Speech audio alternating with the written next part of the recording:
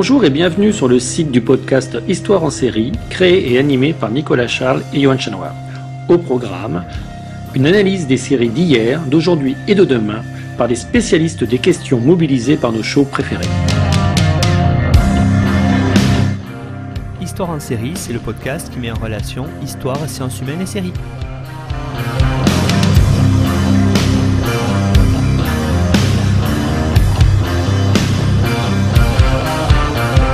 Bonjour à tous, bienvenue dans l'épisode 79 d'Histoire en série où je reçois aujourd'hui deux dames qui vont nous présenter une série à faire frémir, peut-être de peur, je ne sais pas, mais en tout cas une série très intéressante de par leur analyse que je connais déjà par avance. Je peux vous dire que ça sera très très bien.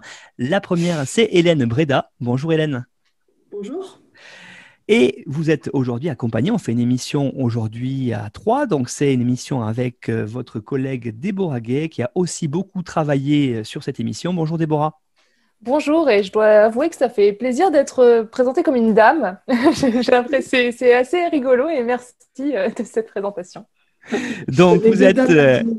Hélène Breda, vous êtes maîtresse de conférences en sciences de l'information et de la communication à l'université de Sorbonne Paris-Nord au LabSIC et vous êtes chercheuse associée à l'IRCAV. Vous êtes l'autrice d'une thèse qui est intitulée Le tissage narratif et ses enjeux socioculturels dans les séries télévisées américaines contemporaines, thèse que vous avez soutenue en 2015 et vous êtes par ailleurs l'auteur de nombreuses contributions scientifiques qui analysent les séries télé en mêlant approches narratologiques, formelles et issues des Cultural Studies.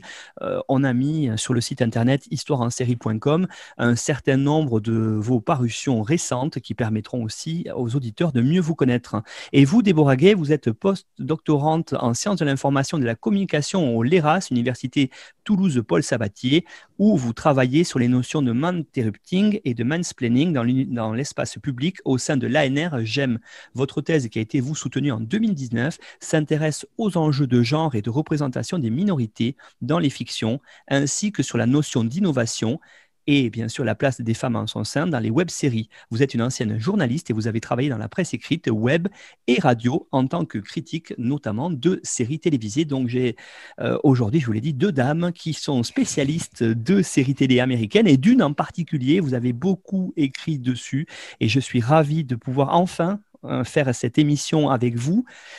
Donc la série, c'est Hannibal. Alors je vais peut-être laisser à Hélène Breda le soin de présenter cette série-là. Oui, merci beaucoup Nicolas pour cette présentation tout à fait exhaustive. Effectivement, Déborah et moi, on est réunis par notre amour de la série Hannibal, qui est une série qui a commencé en 2013, si je ne dis pas de bêtises, 2013-2015 sur le network américain NBC. C'est une série network, c'est une chose sur laquelle on va revenir dans un instant. Hannibal, c'est une série qui est tout à fait intéressante parce qu'elle a ce statut un petit peu particulier du fait qu'elle reprend des personnages et éléments de la culture populaire extrêmement connus. Je pense qu'à moins d'avoir vécu dans une grotte les 30 dernières années, à peu près tout le monde sait qui est Hannibal Lecter, associé tout de suite. Voilà, Hannibal le cannibale, le personnage... à la fois, on y reviendra aussi, être un personnage de roman et de film avant d'être un personnage de série, donc, qui est au cœur de cette nouvelle adaptation de ces aventures, en tout cas de ces histoires, cette fois un format sériel. On aura beaucoup à dire, je pense, l'une et l'autre sur ce statut un petit peu particulier qu'a la série, dont le showrunner, c'est important, est Bryan Fuller. Bryan Fuller, c'est quelqu'un qui avait déjà fait ses armes à la télévision auparavant. Et donc, la gageure de cette série, c'était de prendre un personnage de la pop culture excessivement connu, excessivement populaire, et de faire quelque chose qui soit nouveau, qui soit innovant, qui soit à la hauteur des œuvres qui précèdent. Et donc, ça en fait une série tout à fait particulière du paysage audiovisuel américain des années 2013-2015. Pour ceux en fait qui ne connaissent absolument pas les bouquins, je vais quand même redonner un peu l'histoire. Donc en fait, la série démarre c'est une série qui est ce qu'on appelle un procédural. En fait, c'est une série qui est un meurtrier par semaine, en tout cas au début, qui le FBI doit attraper. Donc, comment le FBI va attraper ces tueurs en série? Ils vont décider de faire appel à notre héros de série qui s'appelle Will Graham, qui est une personne très renfermée, on suppose sur le spectre autistique, mais qui est surtout capable de voir ce que les autres ne voient pas. Il est capable de se mettre dans la peau des tueurs en série un peu, c'est-à-dire que quand il arrive sur une scène de crime, il va capter plein de détails qui vont lui permettre, grâce à une réflexion représentée par un pendule, de savoir comment le meurtre a eu lieu et de pouvoir aider le FBI. Alors pour ce faire, il a quand même un peu peur, c'est de rester coincé dans la tête de ces tueurs en série, parce que c'est quand même des expériences assez traumatisantes et traumatiques. Et donc le FBI se dit, écoute, on va t'aider, et pour t'aider, on va te donner un psychiatre, un psychologue. Je ne sais plus s'il est psychiatre ou psychologue. Bref, un psychiatre qui est Hannibal Lecter, grand mondain de la scène de Boston et psychiatre renommé. Sauf que ce qu'on ne sait pas, c'est que le tueur en série que recherche Will Graham n'est autre que Hannibal Lecter. Et dès le premier épisode, quasiment, l'audience est au courant qu'Hannibal Lecter n'est autre qu'un tueur en série cannibale. Donc ça, c'est vraiment le pitch de départ. Et ce qui est intéressant, surtout, c'est que ça a été fait pour un network, comme on disait avec Hélène. Donc, c'est-à-dire, c'est une série qui est censée être grand public. Et je crois qu'elle a été diffusée le dimanche soir, mais bon, ça c'est autre chose. Bref, gros soutien de la chaîne. La chaîne, dès le début, va dire, on adore le pitch, on adore ce que vous faites. Ils vont laisser la représentation de meurtres extrêmement graphiques à la télévision. On reviendra un peu vraiment sur les tableaux, mais pour vous donner une idée, dès, je crois, le 4e épisode, le 3e épisode, on a des êtres humains morts, des cadavres représentés comme des anges, c'est-à-dire agenouillés face à un lit avec la peau du dos décollée pour faire comme des grandes ailes. Voilà, c'est ce type de graphisme dont on parle. Et la chaîne, la seule chose qu'elle va dire, je rappelle, le grand public, c'est ce qui nous gêne, c'est plus la représentation de la nudité, à savoir que ces gens, on voit leur raie des fesses. Et Fuller va leur dire, par exemple, est-ce que si on met plus de sang et qu'on cache cette raie des fesses, ça vous va? Et la chaîne va dire oui. Donc en fait, il y a toujours ce côté très, très amusant, entre guillemets, c'est un peu la limite des Américains, de cette chaîne américaine, c'est de dire, pas de nudité, mais OK pour le gore. Donc gros soutien de la chaîne. Il y a un seul épisode qui sera supprimé, qui n'a jamais été vu à la télé américaine, c'est parce que ça représentait des enfants qui tuaient de leur famille.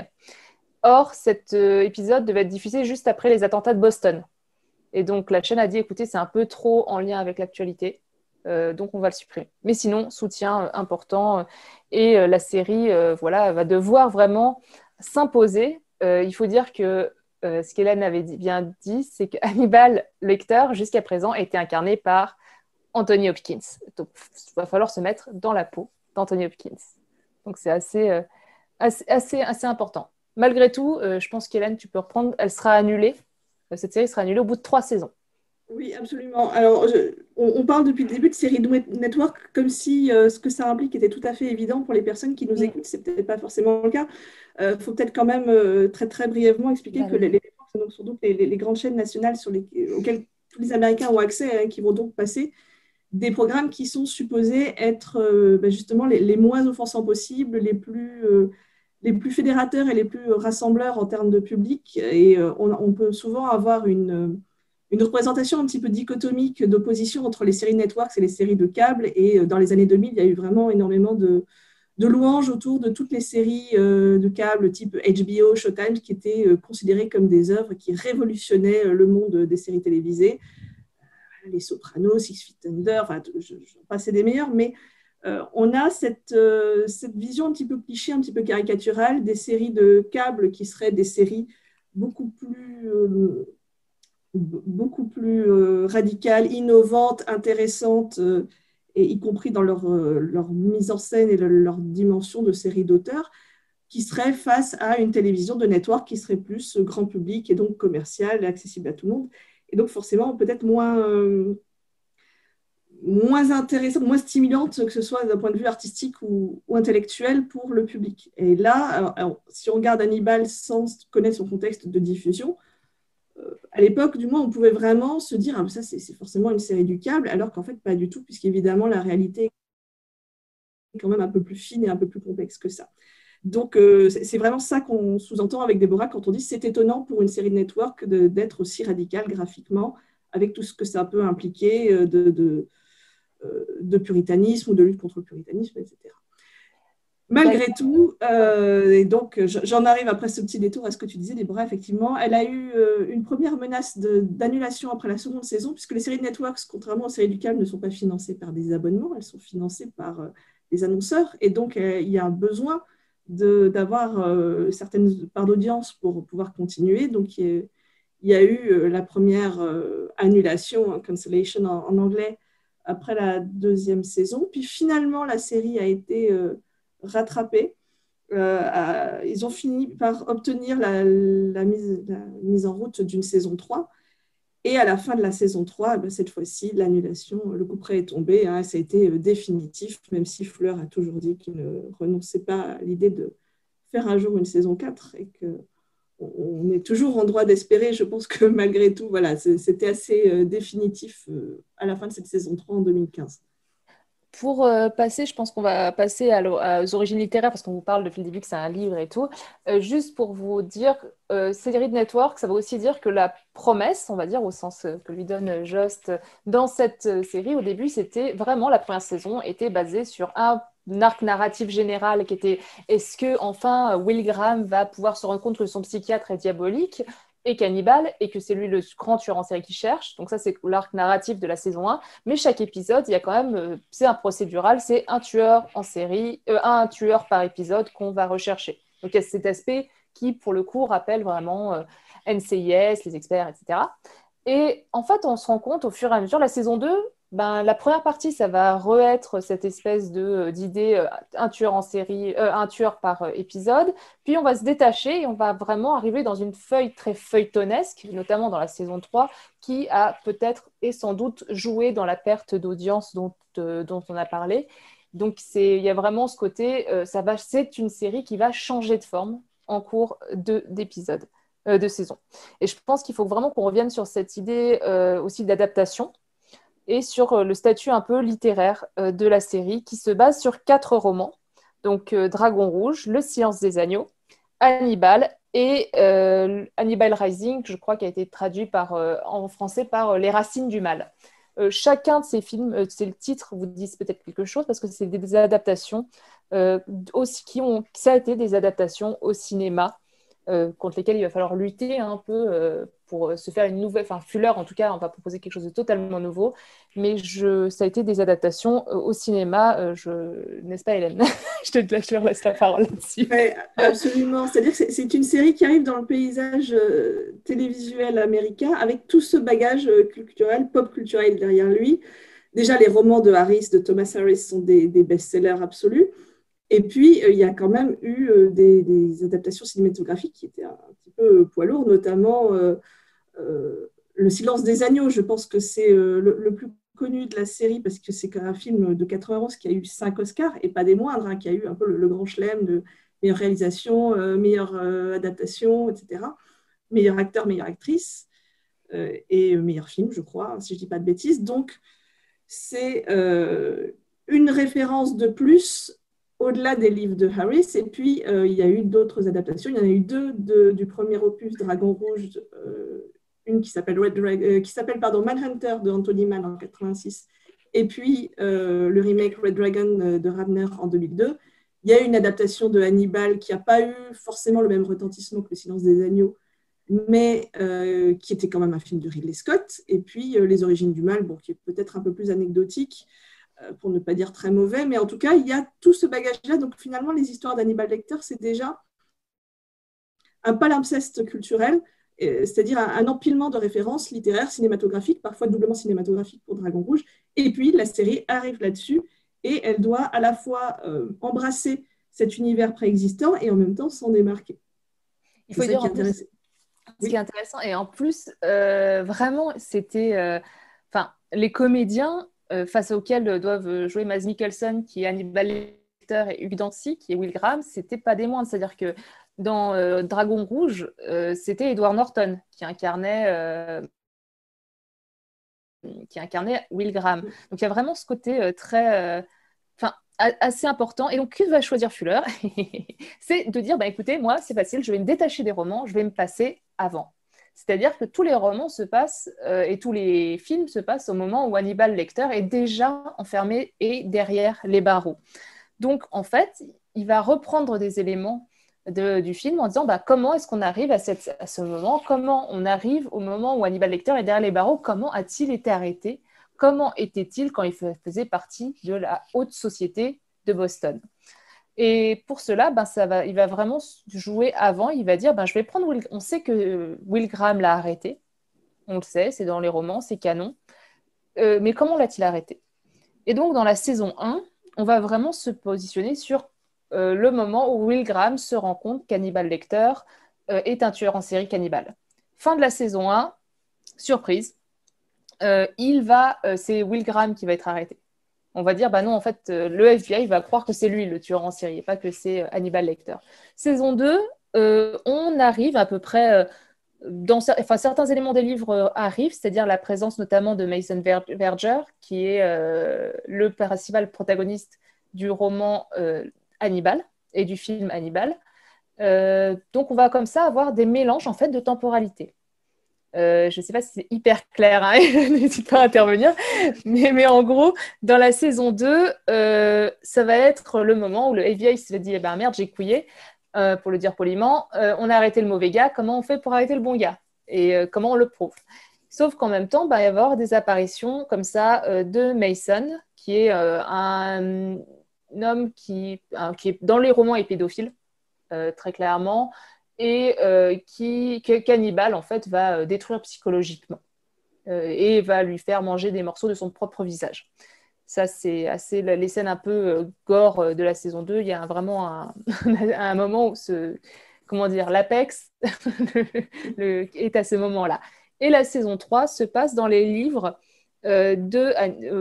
d'Hannibal, mélange en même temps Hannibal et des personnages qui existent uniquement dans les origines du mal, c'est-à-dire la jeunesse d'Hannibal Lecter. Et de Dragon Rouge aussi. Et de Dragon Rouge. Voilà, en fait, c'est assez amusant. Et narratologiquement, moi, c'est un des grands plaisirs que j'ai eu à observer la série avec cette approche de cet œil de narratologue. Dans l'histoire d'Hannibal Lecter, il y a des arcs, en fait. Il y a des arcs narratifs qui sont premièrement dans les romans et puis qui ont donné lieu à des films. Et ces arcs, c'est un petit peu comme des petites briques de Lego. Et Fleur, il prend ces briques de Lego et puis il va les disposer différemment. Et ce qui fait qu'on se retrouve avec saison 1, saison 2 qui se passe avant le début de roman Dragon Rouge et une saison 3 qui est la succession de deux axes. D'abord celui qui correspond à la trame narrative de Hannibal, qui est censé se passer après. Et puis, on finit sur l'arc de Dragon Rouge, qui est normalement le premier, qui devient le dernier. Encore une fois, oralement, comme ça, c'est un petit peu compliqué à décrire, mais c'est assez amusant de voir le travail qu'il a fait de remodelage, finalement, de la chronologie. Et dans le même temps, il va aussi, évidemment, reprendre plein d'éléments, que ce soit des personnages, que ce soit des images, des objets un peu iconiques, que ce soit des thématiques, etc., et il va se les approprier pour en faire sa propre œuvre à partir du matériau de départ. Je vais rajouter aussi que par rapport à ça, pour jouer notamment là-dessus, il va non seulement utiliser des personnages très iconiques et des images dont tu as parlé, Hélène, mais il va aussi reprendre, par exemple, il y a un personnage qui va apparaître dans la saison 3 qui s'appelle Shio. Shio, concrètement, a 2 lignes, même pas 2 lignes dans les romans, et est complètement absente des films. Donc il va dire, ok, il y a un nom, et donc ça va être un clin d'œil un peu aux gens qui ont aimé ou les livres ou les films, et de se rendre compte de toute l'histoire d'Hannibal Lecter.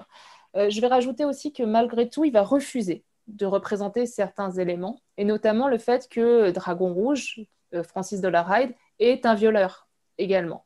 Et il dit, moi, le viol dans les séries télé, je suis contre. Je ne veux pas représenter de viol. Et comme je ne veux pas représenter de viol, je vais juste le signaler, peut-être par un micro-clin d'œil auquel il faut être ultra attentif pour dire que ce personnage est un violeur. Par contre, ce sera tout. Si on ne le voit pas, c'est pas grave, c'est assez atroce ce qu'il fait à ses familles, on n'a pas besoin d'en rajouter. Donc ça, c'est vraiment une prise de position assez forte à un moment en plus où c'était très discuté. C'est-à-dire, je ne sais plus si la scène de viol dans Games of Thrones avait déjà eu lieu et tout, mais c'était un moment où tout le monde en parlait. Faut-il ou non représenter un viol dans les séries et comment. Et Fuller va faire le choix de dire je sais que dans les romans, c'est un violeur, je sais que dans les films, il est représenté comme tel, mais moi, c'est hors de question que j'en parle. Et c'est une prise de statut qui est assez forte.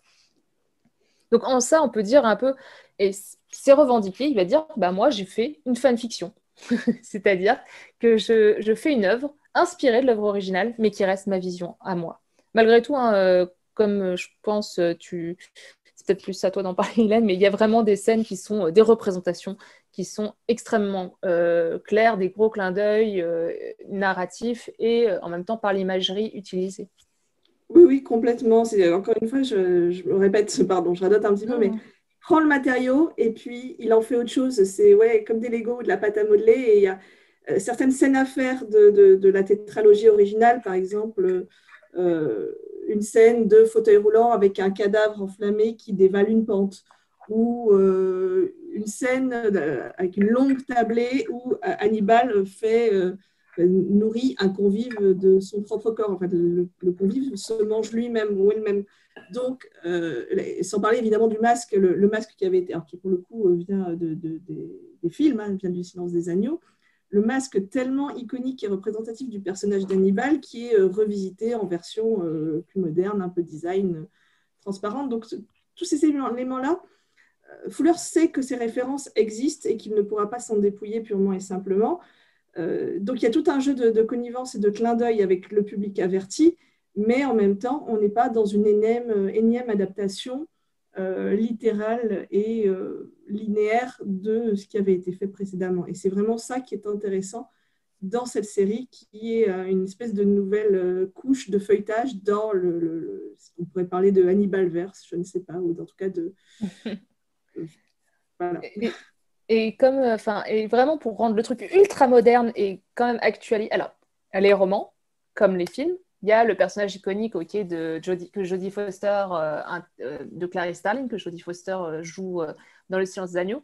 Mais finalement, il y a très peu de femmes dans tout ce qui est roman et tout. Et c'est quand même très, très, très, très, très blanc. C'est-à-dire qu'il y a peu de personnages racisés.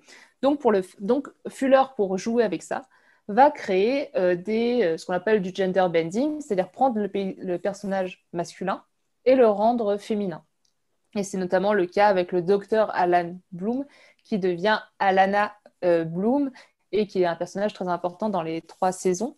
Et donc, c'est une femme. Ça, c'est pas mal. Et le chef du FBI, qui devient un personnage racisé, vu qu'il est interprété par Laurence Fishburne. Donc, il y a vraiment ce côté, c'est bien gentil. On peut plus aussi faire un récit en 2015 où il n'y a pas de femmes, où il n'y a pas de personnages racisés. C'est plus possible. Donc, il y a vraiment cette... Pardon, vas-y. Non, j'allais juste rebondir. Donc, il y a aussi un personnage de femme original de Fuller, qui est Bedelia Dumaurier, qui est incarné par Gillian Anderson et qui est la psy de Hannibal. Et là, si je ne dis pas de bêtises, c'est une invention totale de Fuller. Donc, c'est aussi un ajout de figure féminine extrêmement intéressant dans cet univers qui, au départ, est extrêmement masculin et extrêmement blanc.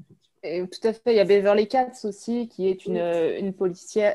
Non, elle appartient au FBI. C'est une femme racisée, vu qu'elle est interprétée par une comédienne d'origine coréenne, sud-coréenne. Donc, vraiment, il va vraiment décider de faire quelque chose de plus moderne. Et c'est vraiment quelque chose de personnel, finalement, une œuvre personnelle qu'il va faire. Alors, à tous les éditeurs, et Nicolas n'hésite pas à nous le dire, j'espère être clair sur le récit. Ces 3 saisons dont on essaie de vous parler, on est très passionnés avec Hélène. Donc, vraiment, c'est quelque chose d'assez iconique. Et c'est une série qui va, par son identité graphique, réellement, en plus, révolutionner, comme on disait, la façon dont on a de penser des networks. Oui, justement, c'est exactement ce que je pensais, hein. Vous êtes très très clairs toutes les deux, il n'y a absolument aucun souci là-dessus. On suit, en tout cas pour ma part, avec passion là-dessus. Alors moi, j'aurais une question là-dessus parce que vous commencez à me mettre, alors je ne sais pas si on peut parler d'eau à la bouche dans ce cadre-là, mais quand on parle de justement Bryan Fuller, quand on voit cette série de Bryan Fuller, on voit qu'il y a une vraie identité visuelle. Et puis vous avez commencé à le dire avec le gender bend, on voit qu'il y a une vraie originalité créative dans cette version-là. Alors, mesdames, qu'est-ce qu'on peut dire là-dessus? Parce que, effectivement, vous l'avez dit, certains n'ont pas peut-être aimé parce qu'ils étaient fixés sur des versions déjà anciennes, mais quand on découvre la série de prime abord, j'allais dire, on en prend vraiment plein les yeux. Ah oui. Alors d'ailleurs, un petit warning, ne faites pas comme moi, ne mangez pas devant cette série. Surtout si vous mangez de la viande. Je vous avoue, certaines scènes sont gore, mais toujours avec beaucoup d'humour. Et il y a une identité graphique absolument extraordinaire. Mais là-dessus, je pense que je vais laisser la parole à Hélène qui en parlera sans doute mieux que moi. Plus mieux, je ne sais pas, mais oui. Plus mieux. On peut en dire quelques mots. Effectivement, ce qui est intéressant dans justement ce travail d'adaptation et d'appropriation, c'est que les romans de départ et les films qui en découlent ont pour point commun d'avoir quand même un certain souci du réalisme et de la vraisemblance. Thomas Harris, c'était quelqu'un qui a été longtemps journaliste, qui s'est beaucoup documenté sur les modes opératoires des serial killers, sur le fonctionnement du FBI aussi. On était dans des thrillers vraiment réalistes, malgré le côté un peu sensationnel des histoires racontées. Chez Fuller, on bascule dans tout à fait autre chose. On est dans une série qui, effectivement, alors reste un thriller, reste gore, et Déborah l'a dit tout à l'heure, très gore, et vraiment en plus, je pense que ne l'étaient les films précédents. Voilà, les anges avec la peau découpée, ce genre de choses, c'est quand même extrêmement graphique. Et puis, donc on a des partis pris visuels constants, extrêmement particuliers. Et puis, on a une dimension onirique et presque fantastique qui n'est pas du tout héritée, pour le coup, des œuvres qui précèdent. Alors, ça ne se limite pas du tout à ça, mais on a par exemple tout ce qui va être de l'ordre de l'univers mental et onirique de Will, où Hannibal apparaît sous une espèce de trait d'un alter ego, d'un avatar qui est le Wendigo. Le Wendigo, c'est une créature qui est issue de la culture native américaine, des Algonquins, si je ne dis pas de bêtises. Donc, c'est une espèce d'homme-cerf complètement noir, avec des bois sur le crâne, qui est une espèce de figure extrêmement inquiétante et effrayante. Et cette figure apparaît dans des espèces de séquences très oniriques quand Will a des visions ou des cauchemars. Et puis, on se rend compte en fin de saison 1 que ce Wendigo, c'est en fait la figure d'Hannibal. C'est une espèce c'est un peu l'inconscient de Will qui lui envoie des signaux, me semble-t-il, pour signifier que Hannibal n'est pas forcément cette personne tout à fait respectable de la bonne société de Boston, et qu'en réalité, c'est un être beaucoup plus trouble, à tout le moins. Donc, et puis au-delà de ça, alors c'est un petit peu compliqué dans un podcast sans images, bien sûr, mais tout ce qui relève de la photo, tout ce qui relève des cadrages, tout ce qui relève des décors qui sont extrêmement travaillés, des costumes, des personnages, tout ce qui relève aussi de l'habillage sonore de la série, il y a des choses extrêmement travaillées, extrêmement originales, avec je ne sais pas exactement, des effets sonores bizarres, des musiques, des cordes, des choses comme ça. Alors, sans extrait et sans image, c'est un petit peu frustrant, mais en tout cas, on est dans une œuvre avec une octorialité bien à elle, et une cohérence visuelle et esthétique qui est due au fait que c'est une série qui a un showrunner très, très engagé. Voilà, c'est aussi une particularité qui est liée à la créativité de Fuller lui-même. En fait, juste pour vous donner une idée aussi, le premier meurtre qui va un peu donner le ton à la série, ils l'ont appelé le champ Kabuki, Kabuki Field, parce qu'on retrouve le corps d'une jeune femme empalée sur des bois de serre au milieu d'un champ de blé, je crois. Enfin, il y a un choix de couleurs très important, mais qui est, pour ceux qui connaissent le travail de Fuller, très présent dans ses œuvres précédentes. Je pense notamment à Pushing Daisies. Pushing Daisies, qui est une série qu'il avait fait avec Lee Pace, qui était très axée kitsch, romance, couleur rose, qui était pareil, hein, un peu étrange l'idée. C'était l'idée d'un homme qui, par son toucher, peut donner la mort, et s'il touche quelqu'un d'autre, et par son toucher, il peut sauver quelqu'un de la mort, mais s'il retouche cette personne sera morte définitivement et en fait, il redonne la vie à son premier amour, mais il ne pourra jamais la toucher. Donc, comment on fait? Et donc, c'est cette romance impossible, très, très, vraiment assez ravissante. Et donc, on a en fait l'impression d'être dans une trilogie, c'est-à-dire que Pushing Daisies a cette esthétique très kitsch. Avec Hannibal, on va dans un truc très, très queer, très à part dans ce qu'ils offrent. Et on va revenir un peu sur le queer, je pense, plus tard. Je ne m'arrête pas là. Et pour ceux qui connaissent American Gods, là, c'est le camp total, c'est-à-dire c'est la décadence, on y va, on tue des gens, ça gicle de sang. Enfin, c'est vraiment... On a l'impression comme ça qu'il y a une évolution dans une pensée très, très kitsch, queer camp. Mais... Très ironique, le camp, ça oui, définit aussi par la... Excuse-moi, non, juste... Vas-y. C'est très, très ironique de toute cette imagerie et cette iconographie kitsch, comme tu dis. Voilà, il y a vraiment ces trois tableaux. J'utilise aussi ces termes parce que, et on verra, Hannibal, Brian Fuller est ouvertement gay. C'est assez important de le dire, il le dit, et résultat, on va en parler un peu plus tard, je pense, on va voir que ça a un lien avec pourquoi on dit qu'Hannibal est une œuvre queer. Mais en attendant, on va peut-être parler, et je pense que Hélène, pareil, tu as plus de choses à dire que moi, mais par rapport à la photo et la place notamment, on vous a dit des tableaux, et donc de la culture, de la musique dans Hannibal. Alors, malheureusement, on n'évite pas les clichés, mais quand même, Hannibal, il est très, très, très méchant, et donc forcément, il est grand fan de musique classique, d'opéra, et de beaux tableaux et de bonne nourriture. Oui, c'est quelque chose qui m'a frappé, moi, dès le premier visionnage d'Hannibal. Alors, je vais aller un petit peu vite parce qu'on a plein de choses à raconter, mais effectivement, moi, ce qui m'avait frappé, c'est cette espèce de tension permanente entre ce qui relève de la nature et de la culture, à la fois à travers les deux personnages en miroir que sont Will et Hannibal. Donc, Will, c'est l'homme des bois. Will, c'est le type avec sa chemise de bûcheron qui vit dans une cabane en rondin, pas loin en tout cas, avec ses 15 chiens. Voilà, c'est vraiment l'homme nature. Et à l'opposé, on a ce dandy très raffiné et très cultivé qui est Hannibal, qui cuisine des abats humains en écoutant le Faust de Gounod, qui va à l'opéra, qui peut se faire passer pour un spécialiste italien, spécialiste de la Renaissance italienne. Il y a énormément de choses à dire sur cette opposition et cette construction en miroir de Will et de Hannibal avec l'opposition nature-culture. Et pour conclure sur cette partie-là, et ce qui est intéressant dans le récit et dans l'imagerie, c'est que forcément, qui va tirer l'un vers l'autre? Est-ce que Hannibal va se mettre à faire de la pêche ou est-ce que finalement c'est Will qui va commencer à apprécier les bons vins avec ses des cheveux gominés et une petite chemise? À votre avis? On va en parler tout de suite. Alors, il faut vraiment dire par rapport à ça que le côté pêche, je ne le dis pas pour... il pêche vraiment Will Graham. Hein. Will Graham aime pêcher. Et d'ailleurs, il y a tout un passage où il veut faire un appât pour pécho Hannibal, mais pas le pécho. Enfin, on verra, peut-être le pécho tout court. Hein. Mais d'ailleurs, il y a vraiment ce côté. Et à la fin de la série, alors spoiler alert, mais de toute façon, si vous êtes encore là avec nous, vous savez qu'on va spoiler, c'est que...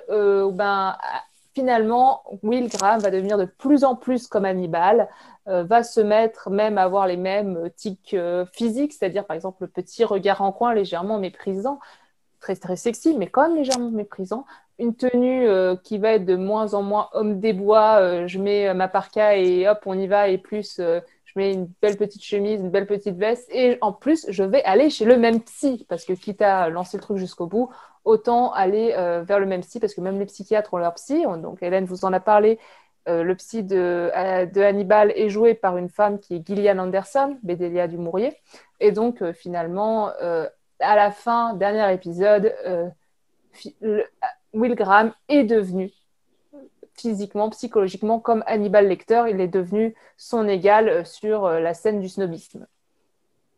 Ouais, exactement. Donc, c'est très intéressant d'avoir ces personnages qui construits à la fois en miroir comme des pôles opposés, mais qui finalement vont finir par avoir, je ne sais pas si tu es d'accord avec moi, une espèce de fusion finalement à mesure que la série avance. Sur cette question d'opposition entre nature et culture, je trouve que ça se répercute aussi complètement dans le reste de l'œuvre, des thématiques, et notamment tout ce qui concerne les meurtres. Ce qui me frappe vraiment dans Hannibal, c'est le fait qu'on l'a dit, au début, c'est un procédural, donc il y a un meurtre par épisode, enfin, en tout cas une série de meurtres, un meurtrier par épisode. Et ces meurtres, on peut limite les classer dans une espèce de tableau avec la colonne des meurtres nature, entre guillemets, et la colonne des meurtres culture. C'est-à-dire qu'on va avoir...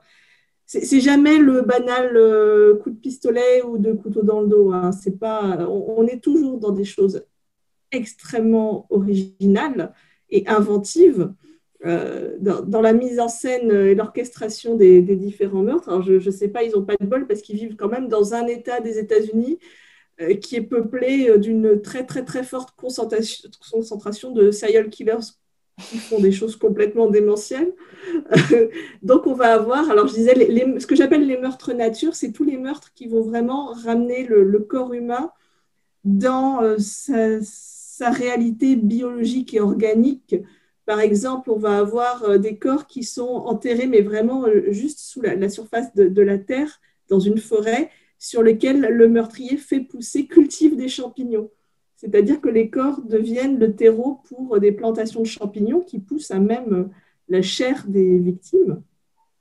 On a une tueuse qui est une gentille petite dame en apparence qui fait de l'acupuncture, mais qui en fait va tuer des gens pour transformer leur corps en ruche.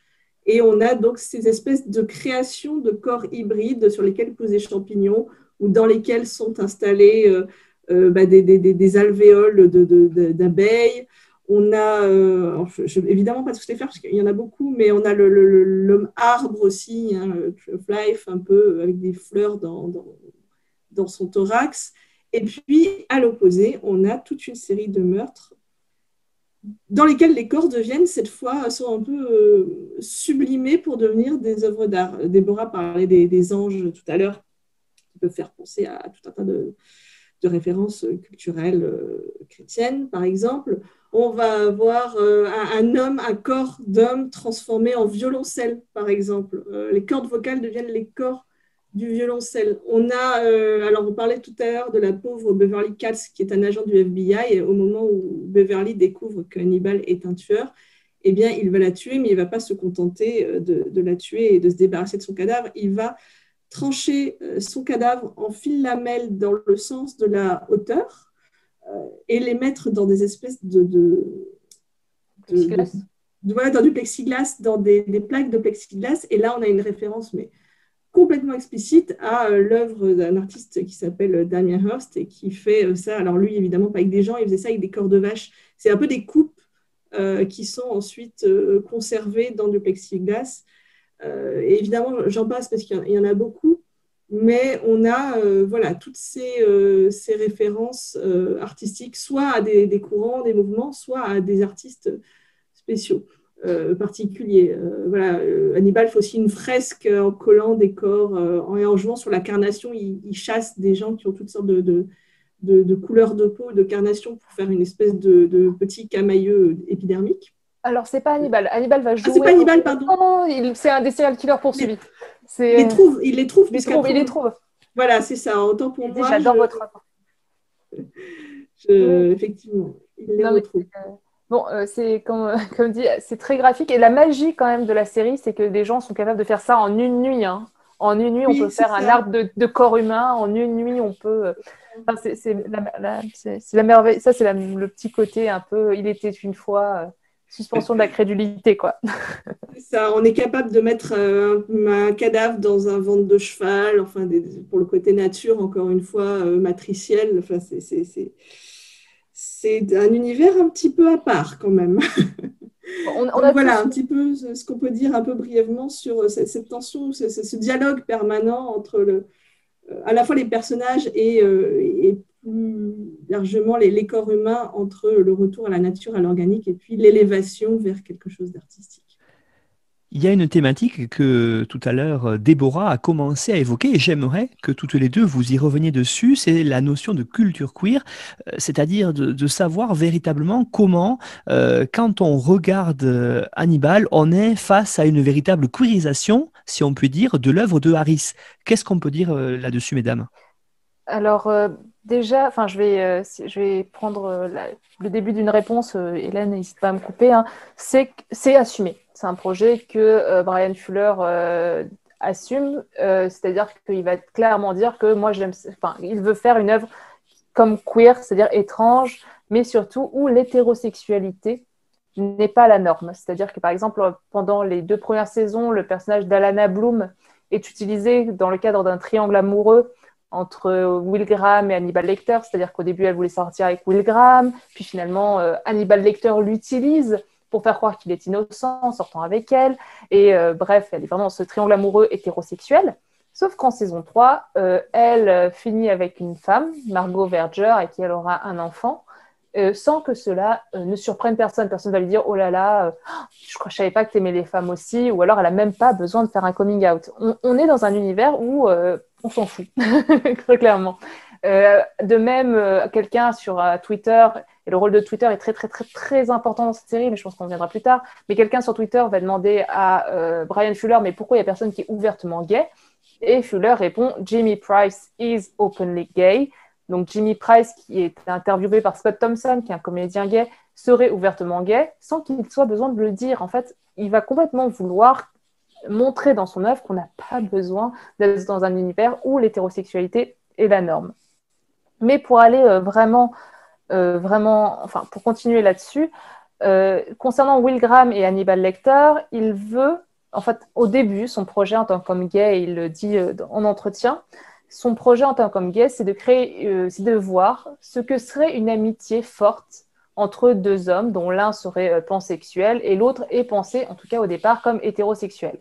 Lui déclare qu'en tant qu'homme gay, c'est quelque chose qui le fascine, c'est que dans la culture américaine, les mecs entre eux sont très peu proches. Enfin, ils vont jamais dire qu'ils sont proches, ils vont se taper dans le dos, se traiter de assholes, etc., être dans cette amitié masculine très, très virile. Et lui, il va dire, non, moi, je veux montrer une amitié qui reste virile, mais qui dit, je te vois, tu me vois, je sais qui tu es, tu sais qui je suis, et c'est merveilleux. Et donc, en cours de route, on peut voir que finalement, on va être plus dans une histoire d'amour. Mais ça, je laisserai vraiment Hélène en parler. Ce que je voudrais juste finir mon propos, c'est qu'on va être aussi dans une série queer parce qu'elle va renverser la question du placard, telle que là on a parlé notamment Eve Kosowski-Sedgwick dans son ouvrage Épistémologie du placard. Je vais essayer d'être très brève là-dessus. Eve Kosowski-Sedgwick dit que être gay signifie être au placard, parce qu'on n'a pas envie de le dire à tout le monde, que c'est compliqué, mais que ça peut être aussi un secret de polichinelle. Tout le monde sait que vous êtes gay, mais on ne va pas le dire. Et on va en faire un secret qui n'en est pas un, on va faire comme si. Et grâce à ça, les personnes qui ne sont pas gays et qui savent que vous l'êtes vont avoir un savoir-pouvoir totalisant. Vu que c'est vu comme pas bien, pour être poli, vu qu'être gay est compliqué dans une société hétérocentrée, et notamment à l'époque où l'ouvrage est écrit, si moi je sais que vous l'êtes, j'ai un pouvoir sur vous. Or, vraiment dans Hannibal, on va inverser la question du placard. Donc, Hannibal est un être pansexuel, comme le dit Harris, mais surtout il est cannibale. Et qui le sait au début?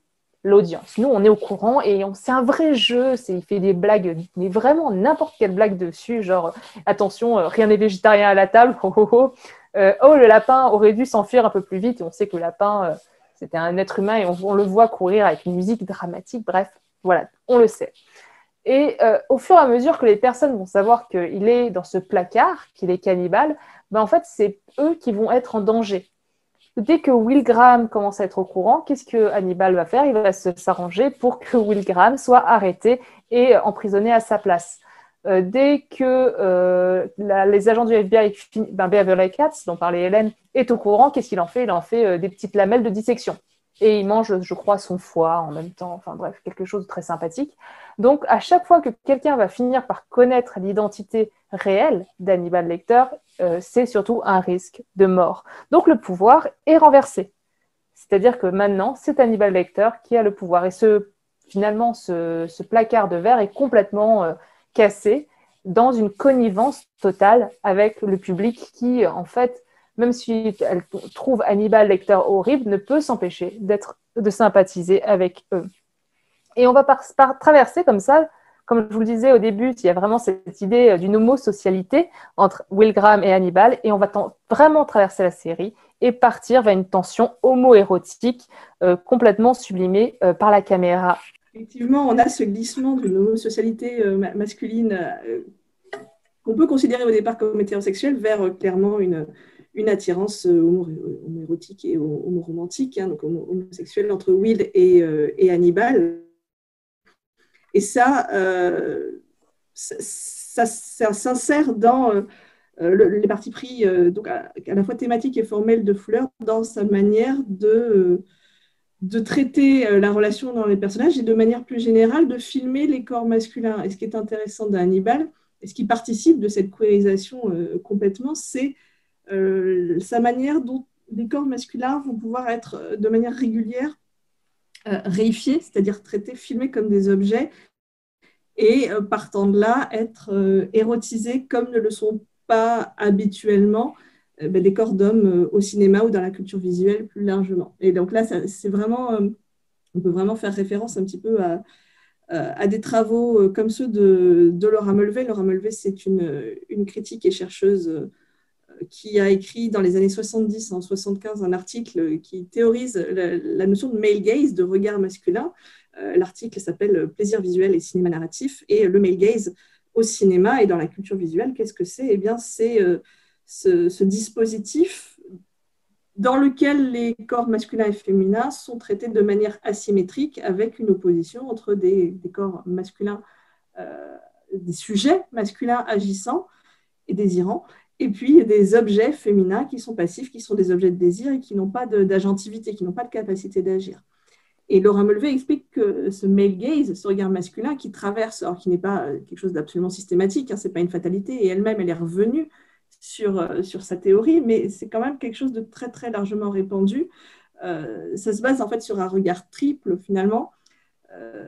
Quand on a un personnage masculin et un personnage féminin dans un film, par exemple, et bien sur le personnage féminin objet désirable, on va avoir le regard du personnage, de l'homme dans la diégèse, dans la fiction qui la regarde, qui veut la posséder, le regard à un deuxième niveau du réalisateur et donc de la caméra, c'est-à-dire la façon dont ça va être filmé, et puis à un troisième niveau, c'est évidemment le regard des spectateurs, y compris des spectatrices qui sont un petit peu forcées, quand bien même elles seraient hétérosexuelles, de se placer dans cette posture de regard masculin.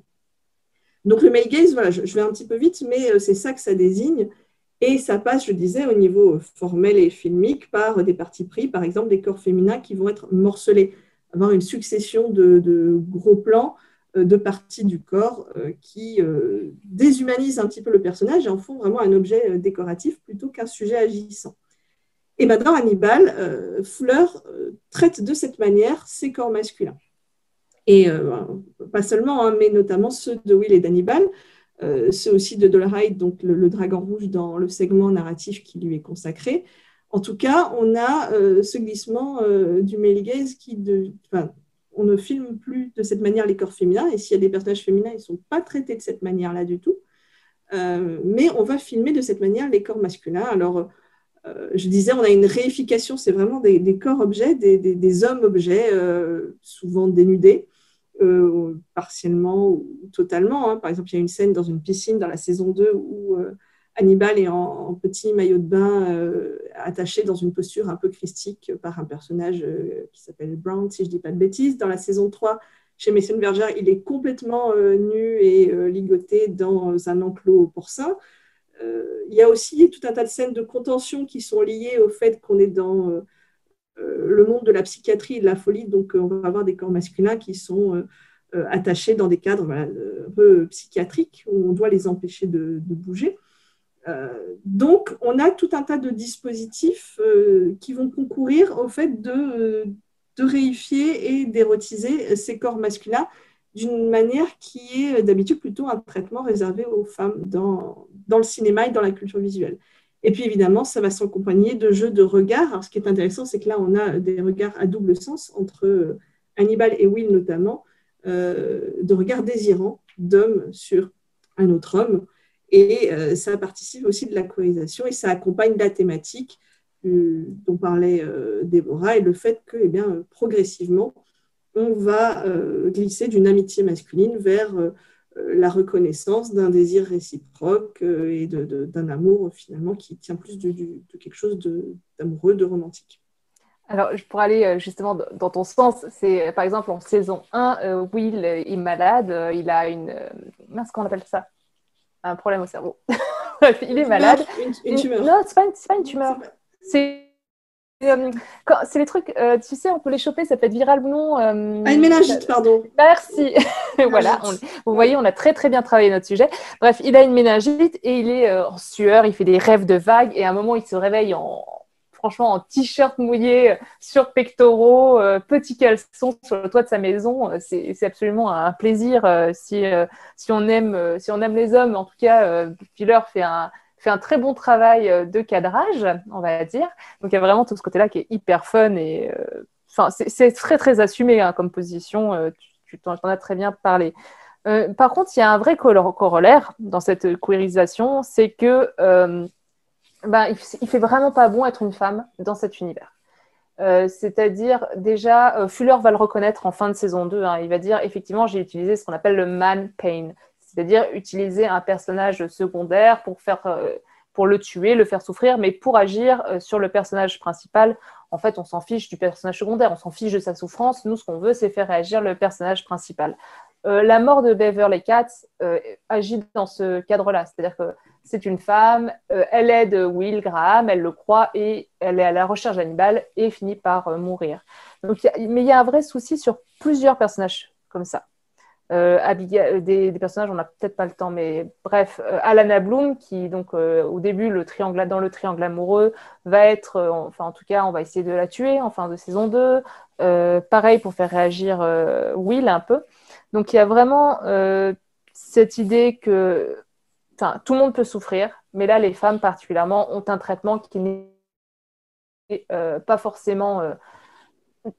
qui est très maladroit, on va dire. Alana Bloom, finalement, Brian Fuller va décider de la sauver et en faire un personnage bien plus complexe dans la saison 3, mais c'est une façon d'essayer de redresser la barre de ce qu'il a fait de pas terrible en saison 1 et 2. Et notamment, je voudrais juste m'arrêter 2 minutes sur les personnages racisés. C'est bien beau d'ajouter des personnages afro-américains, des personnages d'origine asiatique dans une série, mais leur traitement est extrêmement maladroit. C'est-à-dire qu'en gros, les personnages féminins racisés sont toujours sujets et sont toujours objets, et jamais sujets de leurs actions. Un des personnages noirs afro-américains, le Bella, va être tenté de se suicider, poussé en cela par Hannibal, puis finalement Hannibal décide de pas qu'elle ne meure pas, donc il va la sauver. Le personnage de Beverly Katz est tué et le personnage de Shio, dont j'ai parlé rapidement en première partie, va devoir agir parce qu'elle est poussée en cela par Will Graham, qui lui enlève complètement son libre arbitre et ses choix de vie. Donc en fait, il va vraiment se focaliser, et toute la série est focalisée sur une histoire d'amour entre 2 hommes, mais finalement, même si on rajoute des femmes dans ces univers, c'est fait de façon maladroite et pas peu réfléchi, mais assez... c'est dommage. Il aurait pu faire une œuvre exceptionnelle. Et il y a ce moment qui fait qu'on ne peut pas se dire que finalement, il a fait quelque chose d'exceptionnel, de très queer, etc. Non, il a fait quelque chose de très masculin, très centré sur cette histoire d'amour, au détriment, certes, d'autres personnages masculins, mais notamment des femmes. Par rapport à ce que vous frustration, c'est quand même que... Pardon, toute petite parenthèse, ma grande frustration, c'était qu'il n'a pas eu les droits pour adapter Le Silence des Agneaux, puisque c'est la maison de production, je crois que c'est la Warner qui a eu les droits. C'était MGM. La MGM, mais son projet, c'était de faire une Clarice Starling noire du Sud, de transformer aussi ce personnage-là. Et là, ça aurait pu donner peut-être quelque chose de plus intéressant, mais on le saura probablement. Il hésitait vraiment entre un personnage afro-américain et la faire interpréter par Elliot Page. Donc, c'était vraiment malade. Enfin, pour le moment, c'était vraiment qu'un projet et c'était une partie du projet. Donc, je crois qu'il s'est un peu planté là-dessus, malheureusement. Par rapport à ce que vous disiez, mesdames, de très intéressant tout à l'heure sur justement le fait que cette série-là a évolué grâce ou à cause, je ne sais pas, qu'on peut dire des réseaux sociaux, qu'est-ce qu'on peut dire sur la réception ou les réceptions de cette série et puis la naissance de véritables fandoms autour de cette série qui a vu de nombreuses, même très très nombreuses réactions sur de nombreux réseaux sociaux. Qu'est-ce qu'on peut dire peut-être en dernière thématique de cette émission autour des réceptions et des appropriations? Alors, c'est effectivement une... Pardon, Déborah, tu voulais Non, non, peut-être dire... vas-y. Non, juste qu'il y a eu beaucoup de... En fait, il y avait un site, une plateforme qui s'appelait Tumblr, qui était vraiment une plateforme de micro-blogging, gros-blogging, qui existe toujours, mais qui est un peu moins active aujourd'hui, sur lesquels se sont investis très rapidement les fans d'Hannibal, qu'on va appeler rapidement les fannibals. Par exemple, ils vont... la série, comme je vous l'ai dit, est très glauque, très gore, donc pour la rendre... mais il y a encore cet aspect très queer qui a attiré beaucoup de gens. Donc, pour la rendre plus agréable, on va faire des gifs ou des photos où les personnages qui sont dans des situations atroces vont avoir des couronnes de fleurs. Parce que les couronnes de fleurs, c'est joyeux, parce que les couronnes de fleurs, c'est mignon. Donc, on va voir des couronnes de fleurs fleurir sur Tumblr. Twitter également va être très actif, c'est-à-dire que dès la saison 2, comme on dit, Will Graham est en prison, ils vont faire un hashtag Save Will Graham. Donc, il y a vraiment, enfin, dès le début, il va y avoir les fannibals qui vont être des fans d'Hannibal très réactifs et dès la première saison. Et je te laisse, excuse-moi, Hélène. Oui, oui, effectivement, tu le dis très bien. Il y a un fandom qui a émergé de manière très rapide et qui est très, très investi dans sa passion pour la série, avec énormément de production et de création dérivées, pour reprendre l'expression de Sébastien François, qui a travaillé sur la fanfiction. Donc, des fanfictions et des fanarts, tout un tas de productions de fans qui sont mises et diffusées en ligne, qui vont poursuivre l'œuvre et qui vont notamment contribuer à exacerber le côté queer de l'univers et de la relation entre Will et Hannibal, qui est abordé, on l'a vu dans la série, mais qui va être complètement exacerbé et sublimé et décuplé dans les fanfictions, ce qu'on appelle des fanfictions slash, dans lesquelles on va décrire par le menu les relations entre Hannibal et Will, des fanarts qui peuvent être soit très mignons et pipous, soit beaucoup plus explicites. Donc, on va c'est pas la seule dimension de la série, évidemment, mais ça rejoint totalement le projet de Fleur et on va avoir l'appropriation et l'exploitation de toute cette dimension queer de la série dans les productions qui en sont faites. Et puis au-delà de ça, on a pu aussi s'apercevoir en travaillant dessus avec Déborah que les identités mêmes des Fannibals pouvaient être façonnées par ça, puisqu'on a dans le fandom toute une communauté d'intérêts qui est réunie conjointement par son amour de la série et puis par des identités de genre ou des orientations sexuelles qui sont minorisées, marginalisées dans notre société qui est encore extrêmement hétéropatriarcale et masculine. Enfin, voilà. Oui, pardon, j'en bégaye, mais voilà, qui est encore extrêmement hétéro, cisgenre, et donc très, très, très normative par rapport à ça. Et on se rend compte qu'il y a des communautés de fans queer, soit transgenres, non-binaires, bisexuels de la série, qui ont tissé des liens et des sociabilités à partir de la série. Et ça a pris des proportions qui sont bien au-delà de juste parler de l'épisode de la semaine avec du soutien dans la vie quotidienne, avec du réconfort qui est apporté, avec l'organisation, je ne sais pas, d'ateliers d'écriture queer, avec tout un tas d'activités qui prennent finalement des proportions beaucoup plus larges, beaucoup plus vastes que simplement l'appréciation d'un produit culturel commun. Donc ça, c'est pardon. Ce qui est intéressant. Oui, vas-y. Non, vas-y, je t'en prie. Ce qui est intéressant aussi, c'est comme tu le disais tout à l'heure, Bryan Fuller est très présent lui-même sur les réseaux sociaux et il s'empare complètement de ça. Et il va complètement aller dans le sens des gens qui vont dire oui, les Hannibal sont un couple. Il va complètement valider en disant bah oui, c'est canon au sens de c'est officiel dans mon univers, c'est bien le shipping entre Hannibal et Will, par exemple, c'est pas un fantasme de fan dans son coin, c'est véritablement quelque chose que moi, l'auteur, je valide.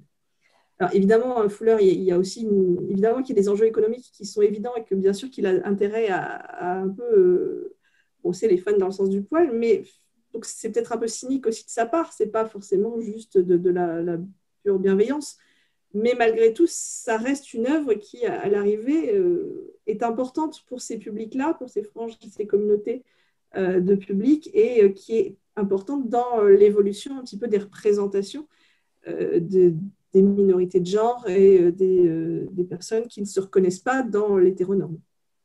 En fait, pour aller dans ton sens, c'est au début, Fuller a vraiment, comme on le disait, c'est une diffusion sur un network. Quelle est l'importance de le souligner? C'est que ça veut dire qu'il y avait un épisode par semaine et qu'on était obligé d'être devant la télé pour le voir. Et dès le début, Fuller va se mettre à tweeter les épisodes. Et il va même les tweeter 2 fois parce que, alors aux États-Unis, l'heure n'est pas la même sur la côte Est et sur la côte Ouest, donc les diffusions n'ont jamais lieu en même temps. Il y a un décalage dans le temps sur la côte Est et sur la côte Ouest. Donc, il va se mettre à live-tweeter les épisodes et à ajouter des photos, notamment, par exemple, des costumes, etc. Donc, il y a un intérêt à suivre l'épisode en direct et pas à le retrouver, le télécharger, aller après la diffusion originelle. Alors, ça nourrit déjà une idée de dire, regardez la série, si vous la regardez en temps et en heure, ça fait une audience aussi pour vendre de la publicité et finalement pour pouvoir faire une saison 2, pourquoi pas.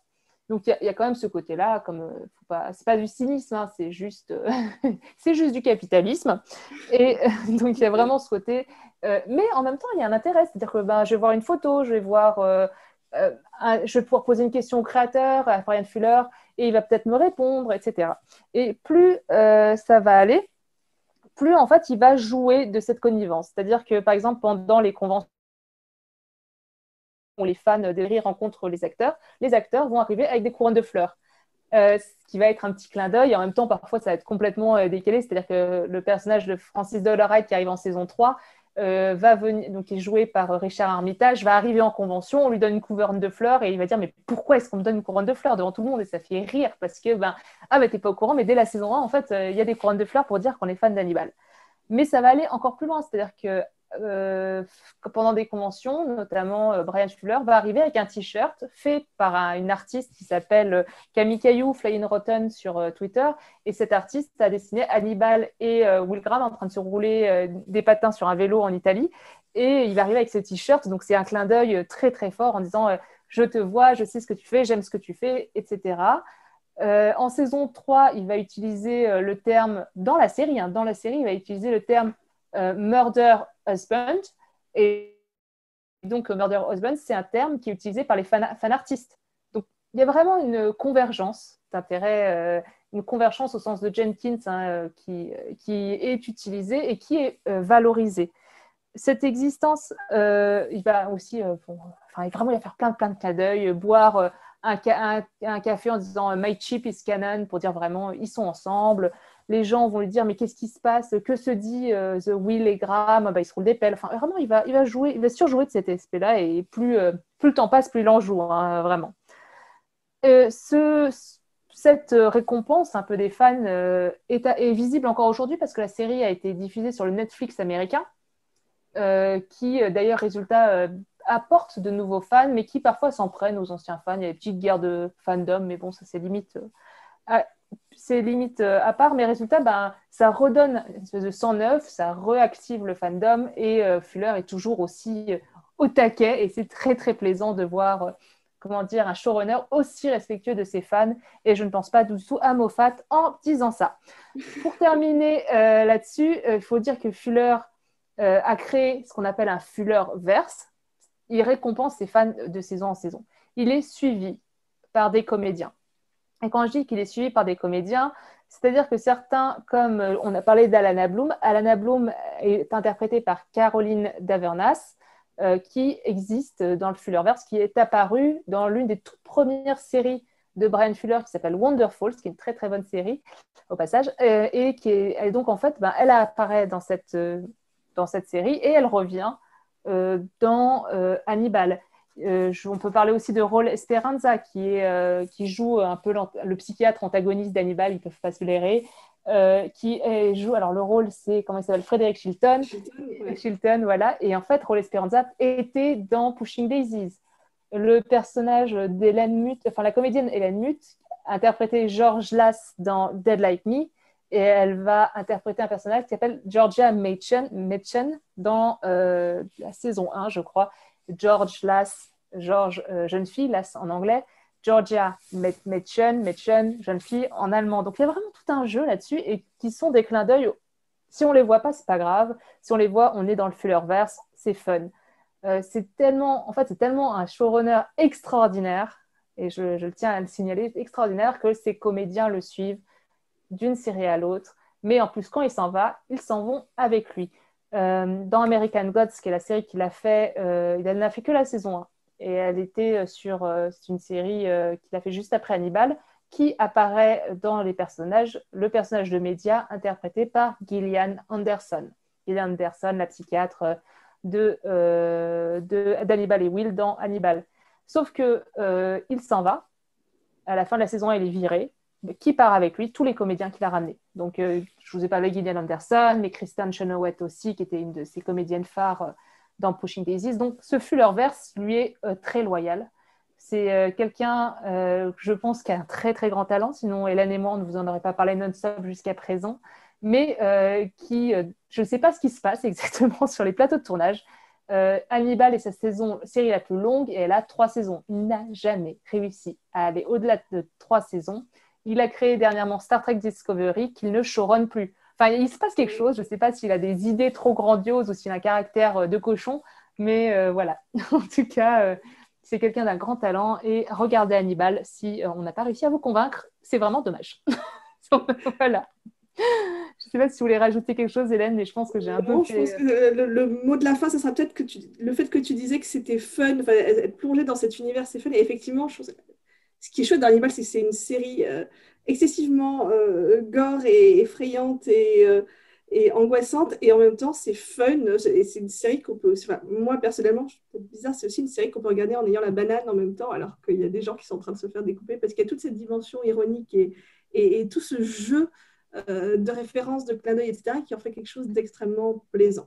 Donc, pour peu que vous ayez un estomac à peu près correctement accroché, c'est quand même important. C'est une série qui n'est peut-être pas aussi connue qu'elle ne le mériterait et qu'on ne peut que recommander aux gens qui ne l'auraient pas encore vue. C'est décomplexé. Voilà, c'est complètement Exactement. Décomplexé. Par contre, alors, ça change de format, comme je vous le disais. Ça change de format plusieurs fois, ce qui fait qu'il y a des longueurs. Les gros plans sur les escargots, Fuller, si tu m'entends, c'était un peu chiant. Qu'on se mette d'accord. Il n'y a personne qui m'a dit les escargots, c'est hermaphrodite. Ok, on a compris le rapport à l'homosexualité, merci. Non, franchement, faut s'accrocher parfois, mais ça vaut le coup. On préfère les gros plans sur Mads Mikkelsen. Très, très bien. Nous sommes d'accord. Voilà. Mesdames, merci pour cette excellente présentation. J'allais très détaillée, puis surtout très enjouée, très envolée, très humoristique aussi. Et c'est vrai qu'il faut, comme vous l'avez dit toutes les deux, parfois avoir l'estomac accroché quand on regarde ça. Mais c'est vrai que quand on se détache un petit peu, quand on regarde ce qu'il y a derrière, l'ironie notamment, vous en avez parlé, ça donne envie. Et puis c'est très très bien tourné. Et vous l'avez dit aussi, c'est une série qui est peut-être un petit peu sous-estimé parce qu'on a du mal à passer à travers ces a priori en premier de côté gore justement, mais une fois qu'on a passé ça, on découvre tout un univers qui est vraiment exceptionnel et vous l'avez dit, Bryan Fuller est un des très très grands showrunners de ces dernières années. Ça vaut vraiment le coup à regarder, on espère en tout cas, moi vous m'avez donné envie d'approfondir cette série et j'espère que beaucoup d'auditeurs et d'auditrices feront de même. Alors pour conclure, je vous rappelle que vous retrouverez une bibliographie indicative donnée par nos 2 intervenantes sur notre site histoireensérie.com. Vous pourrez aussi aller à un petit résumé de l'émission et découvrir aussi le profil de nos intervenantes qui sont des spécialistes et je pense que vous l'avez compris, des études sur la communication et sur les séries. C'était une émission vraiment très très bien qui donne envie de la fois de regarder la série puis donne envie de faire des émissions un peu plus collectives comme ça parce que ce dialogue entre les 2 intervenantes, j'ai trouvé ça vraiment très rafraîchissant et ça a donné envie d'écouter. J'espère que les auditeurs et auditrices aussi auront eu envie d'écouter tout cela. Le résumé de l'émission est toujours disponible, comme toujours, sur le site de notre partenaire nonfiction.fr. Mesdames, il ne me reste plus qu'à vous remercier. Et puis, à bientôt, j'espère, pour une autre série sur Histoire en série. Au revoir. Au revoir. Merci, au revoir.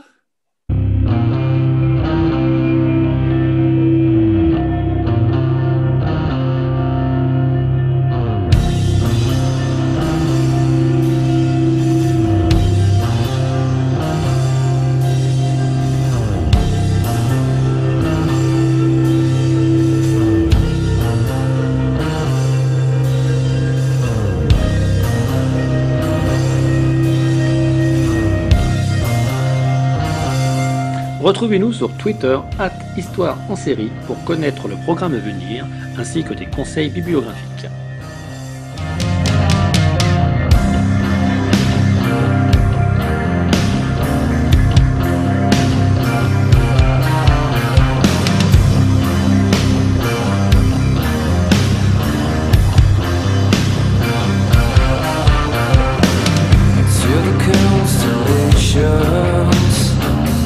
Travel not just to clean. Such a beautiful planet populated by a stranger animals.